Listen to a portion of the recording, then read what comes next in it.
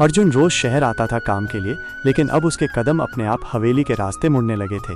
कभी बहाना बनाकर वो बगीचे के पास से गुजरता, कभी दूर खड़ा होकर देखता कि कहीं आयशा दिख जाए। उसके दिल में एक अजीब सी हलचल थी। ये चाहत थी या सिर्फ किसी खूबसूरत चेहरे की आदत, अर्जुन खुद नहीं जानता था। एक दिन बगीचे के बाहर खड़ा अर्जुन सोच ही रहा था कि अंदर कैसे जाए, तभी गार्ड कहीं चला गया। अर्जुन ने हिम्मत करके अंदर कदम रखा। वो चुपचाप फूलों की क्यारी के पास खड़ा था, तभी पीछे से आवाज आई, इतनी चोरी छुपे क्यों खड़े हो अर्जुन? वो मुड़ा, आयशा मुस्कुरा रही थी, हाथ में पानी का मग था। चोरी? अर्जुन ने हल्की हंसी में कहा, मैं तो बस फूल देख रहा था। अच्छा, या फिर किसी और को?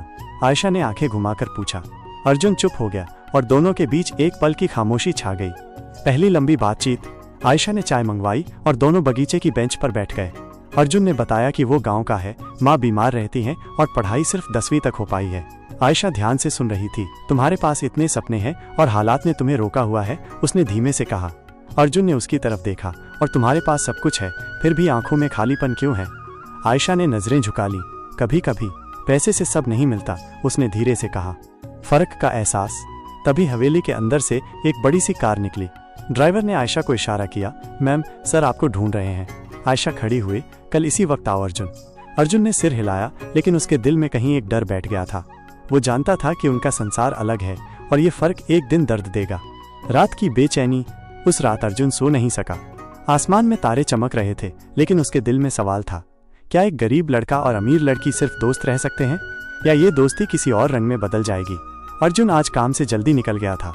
जेब में बस 50 रुपए थे, लेकिन दिल में खुशी थी कि वो फिर आयशा से मिलने जाएगा। जब वो हवेली पहुंचा तो गार्ड ने भौहें चढ़ा ली। तुम फिर यहाँ क्यों आते हो रोज? अर्जुन ने मुस्कुराकर कहा, आयशा मैम से मिलने। गार्ड कुछ कह पाता, तभी अंदर से आयशा की आवाज आई, उसे अंदर आने दो। दोस्ती का रंग। आयशा आज पहले से ज्यादा खुश दिख रही थी। वो अर्जुन को हवेली के पिछले बगीचे में ले गई, जहाँ एक छोटा सा तालाब था। ये मेरी फेवरेट जगह है, उसने कहा, यहाँ मैं सबसे ज्यादा सुकून महसूस करती हूँ। अर्जुन ने पानी में अपना चेहरा देखा और मजाक में बोला, सुकून इसलिए क्योंकि यहाँ मेरे जैसा कोई आता नहीं। दोनों हंस पड़े, लेकिन इस हंसी के पीछे एक अजीब सा अपनापन था। शक की पहली आहट। उसी वक्त हवेली की खिड़की से एक महिला ने उन्हें देखा, आयशा की बुआ।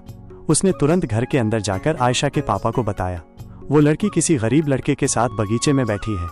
आयशा के पिता का चेहरा सख्त हो गया, कल से उसे यहाँ मत आने देना। अचानक रुकावट।